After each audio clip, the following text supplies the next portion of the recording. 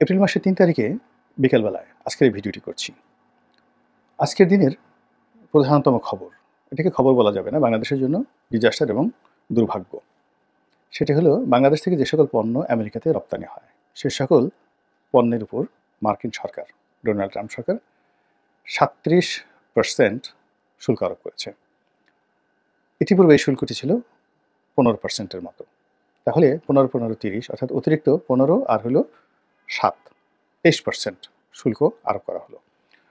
বাংলাদেশ থেকে এখন যে পণ্যটি যাবে সেই পণ্যটির উপর অতিরিক্ত শতকরা ২৩ টাকা বেশি দিতে হবে আমেরিকার নাগরিকদের।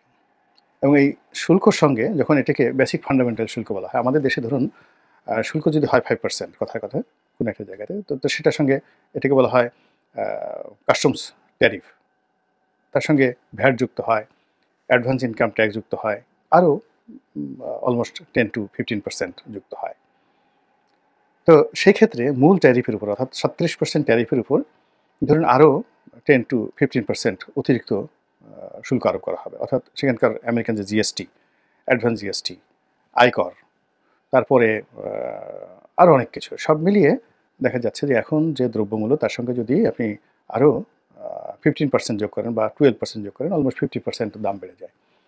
তাহলে 50% যদি দাম বেড়ে যায়, তো যে শার্টটি এখন $১০০ আমেরিকানরা কিনছেন, সেই শার্টটিকে তাদেরকে কিনতে হবে $১৫০।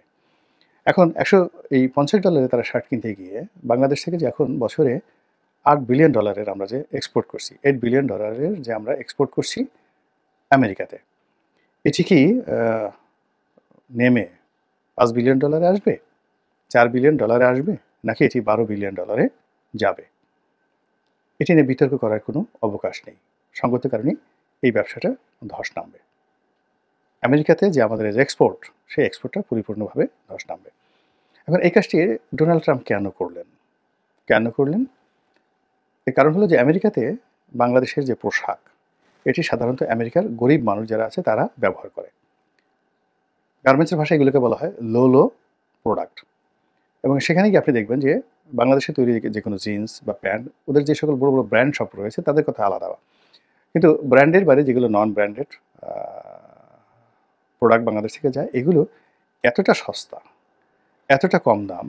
আপনি আমাদের যে বঙ্গবাজারে যে পুরনো গার্মেন্টসের মালামাল পাওয়া যায়, এমনকি আমাদের যে ফুটপাতে গার্মেন্টসের যে মালামাল পাওয়া যায়, সেখানে আমেরিকার ভালো ভালো যে দোকানে, সেই দোকানে গিয়ে আপনি $10 যে শার্ট পাবেন, যে প্যান্ট পাবেন, আপনি নিজে অবাক হয়ে যাবেন যে এটা কী করে বাংলাদেশ থেকে আসে। তারা বাংলাদেশে একটা শার্ট সেলাই করার জন্য কয় টাকা দেয়, একটা প্যান্ট সেলাই করার জন্য কয় টাকা দেয়, আপনি অবাক হয়ে যাবেন যে 1 ডজন প্যান্ট সেলাই করার জন্য $10-15 বেসিক 5 পকেট বেসিক জিন্স, মানে আমরা যে জিন্স প্যান্টগুলো পরি, সেইগুলো 1 ডজন সেলাই করার জন্য ধরুন $12 অন অ্যাভারেজে তারা দেয়। তাহলে $1, $1 মানে এখন বাংলাদেশে 120 টাকা। আপনি 120 টাকায় বাংলাদেশে কি কোনো একটা প্যান্ট সেলাই করতে পারবেন বলেন? কখনো পারবেন না।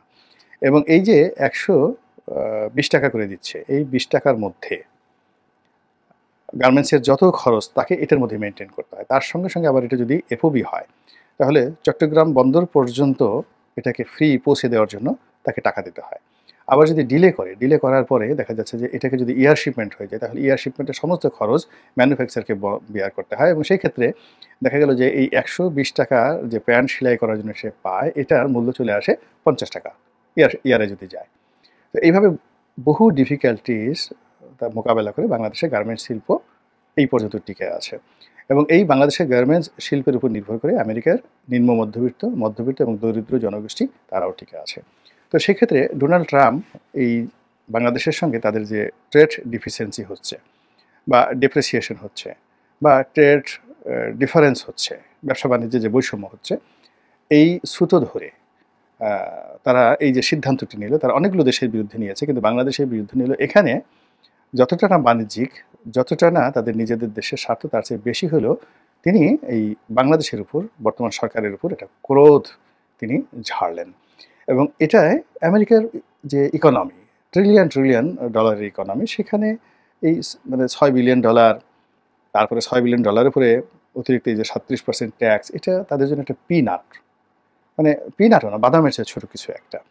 তো সেই বাদামের চেয়ে ছোটো একটা যে বিষয়, সেটা নিয়ে তিনি এই যে জিদ দেখালেন, এই জিদের পেছনে মূলত তার রাজনৈতিক প্রতিহিংসা কাজ করছে। একেবারে এটা নিশ্চিত, এবং সেই প্রতিহিংসা সঙ্গত কারণে ইউনূস সাহেবকে বিয়ার করতে হবে, বহন করতে হবে, এবং তিনি সেটা বহন করতে পারবেন কি পারবেন না সেটা পরের বিষয়, বা এটা নিয়ে শিল্প কলকারখানায় কতটা নেতিবাচক প্রতিক্রিয়া দেখা দেবে এটা আগামী ২-৩ মাসের মধ্যে আমরা এটা বুঝতে পারবো। কিন্তু সর্বনাশ যেটা হচ্ছে সেটা হলো যে এমনিতেই আমাদের গার্মেন্টস শিল্প একেবারে যাকে বলা হয় তলানিতে পৌঁছে গিয়েছে। আমাদের ইতিমধ্যে শত শত গার্মেন্টস ফ্যাক্টরি বন্ধ হয়ে গিয়েছে, এবং আওয়ামী লীগের যে সকল নেতৃবৃন্দ ছিলেন, বড় বড় যারা ফ্যাক্টরি চালাতেন, সেটা বেক্সিমকো বলেন, নাসা গ্রুপ বলেন, তারপরে শেষে অন্যান্য যারা আছেন আওয়ামী লীগের বড় বড় ফ্যাক্টরি ছিল, যাদের এক একটা ফ্যাক্টরিতে গড়ে ১০,০০০ থেকে শুরু করে ৫০,০০০, ৬০,০০০ লোক পর্যন্ত কাজ করতো। তো এরকম অসংখ্য ফ্যাক্টরি বন্ধ হয়ে গিয়েছে। বাকি যে ফ্যাক্টরিগুলো চলছে, সেই ফ্যাক্টরিগুলোতে এই যে কয়েক মাসে যে শ্রমিক অসন্তোষ, সেই শ্রমিক অসন্তোষের মূল কারণ হলো যারা চাকরি হারিয়েছে তারা যে সকল ফ্যাক্টরিতে কাজকর্ম হচ্ছে, সেই ফ্যাক্টরির সামনে গিয়ে তারা বলছে আমাদেরকে চাকরি দিতে হবে, এবং তারা রাস্তা ব্লক করে রাখছে। তো এই কারণে এই গত কয়েক মাসে কিন্তু ভীষণ রকম শ্রমিক অসন্তোষ দেখা দিয়েছে, এবং এটা নিয়ে সরকারও বিব্রত, গার্মেন্টস মালিকরাও বিব্রত, এবং যারা চালাচ্ছে তারাও বিব্রত। তার সঙ্গে সঙ্গে আমাদের আইনশৃঙ্খলা রক্ষাকারী বাহিনীর নিষ্ক্রিয়তা বলেন, দুর্বলতা বলেন, মানসিক বৈকল্য বলেন, এই সমস্ত নানা কারণে জুট ব্যবসা থেকে শুরু করে আরও অনেক কিছু ব্যাংকিংয়ে এই গার্মেন্টস মালিকরা তাদের ওয়ালে মানে দেয়ালে রীতিমতো পিঠ থেকে গিয়েছে, এবং সেখানে হঠাৎ করে একেবারে হঠাৎ করে এই যে মার্কিন যুক্তরাষ্ট্রের একটা সিদ্ধান্ত, এটি আমি মনে করি বর্তমান সরকারের জন্য একটা বিরাট বোঝা সৃষ্টি করেছে। এখন সরকার কি এটা অ্যাভয়েড করতে পারতো? সেটা সরকারই ভালো জানেন, এই বিষয়ে আমরা মন্তব্য করতে চাইনি। কিন্তু এটা যে তারা এই কাজটি করার জন্য তাদের একটা লবিস্ট গ্রুপ থাকার দরকার ছিল, যেখানে doctor Muhammad Yunus is a masterpiece of novel, না মাস্টারপিস অফ যাকে বলা হয় negotiation, he is a role model of যাকে বলা হয় মার্কেটিং। তারপরে he is the mastermind of lobbying. Lobbying কীভাবে করতে তিনি খুব ভালো জানেন। তো কাজে ডোনাল্ড ট্রাম্পের সরকার এরকম একটা সিদ্ধান্ত তিনি নেবেন আরও ১-১.৫ মাস আগে তিনি সেটা ঘোষণা দিয়েছেন যে এপ্রিলের ২ তারিখে তিনি এই সিদ্ধান্তটি নেবেন। তো এই সময়টিতে বাংলাদেশের পক্ষ থেকে কেন লবিস্ট নিয়োগ করা হলো না, এবং কেন সেখানে যথাযথ ব্যবস্থা নেওয়া হলো না, এবং এই জন্য সরকারের যারা কর্তা ব্যক্তি কেন তাদেরকে দায়ী করা হবে না?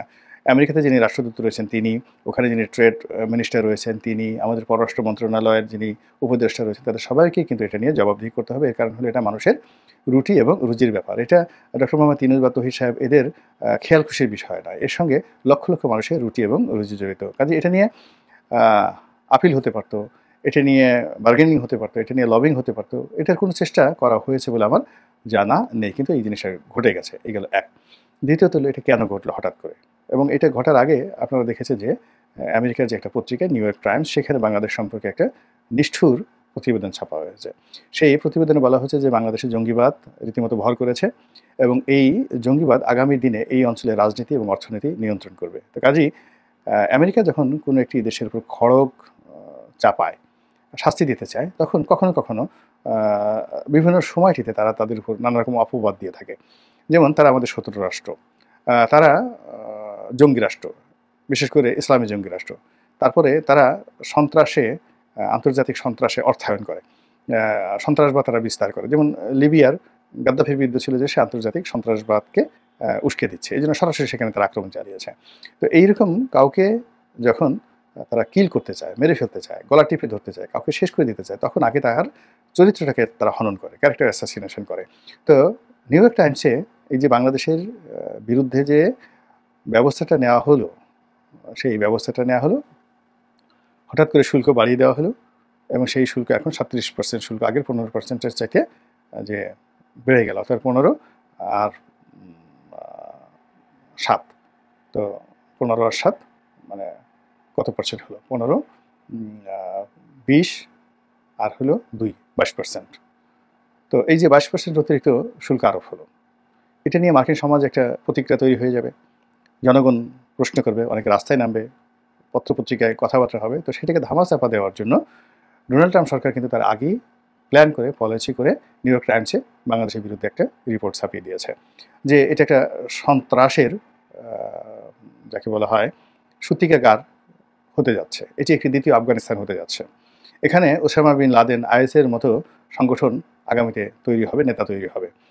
কাজেই তাদেরকে যদি এখনই হাতে না মারতে পারি, তাদেরকে যদি এখনই আমরা নিয়ন্ত্রণ করতে না পারি, এবং এই সরকারকে যদি আমরা নিয়ন্ত্রণ করতে না পারি, তাহলে আগামীতে পুরো মার্কিন যুক্তরাষ্ট্রের যে রাজনীতি, অর্থনীতি, বাংলাদেশ কেন্দ্রিক যা কিছু আছে এটা হুমকির মধ্যে পড়বে। তো কাজেই সরকারকে চাপে রাখার জন্য, দেশবাসীকে চাপে রাখার জন্য এই শুল্ক আরোপ করা হয়েছে। তো এইরকম একটা যুক্তি উপস্থাপন করার জন্য আমেরিকার সবচেয়ে প্রভাবশালী পত্রিকা, সেই পত্রিকায় বাংলাদেশের বিরুদ্ধে এরকম একটি রিপোর্ট ছাপা হলো। কিন্তু সেই রিপোর্টের বিরুদ্ধে কার্যকর কোনো বিজ্ঞাপন দেওয়া, যেখানে ডক্টর মোহাম্মদ ইউনূস তার নিজের পিঠ বাঁচানোর জন্য আমেরিকার ওয়াশিংটন পোস্টে কত ডলার খরচ করেছেন, কত লাখ ডলার খরচ করেছেন, বিজ্ঞাপন দিয়েছেন।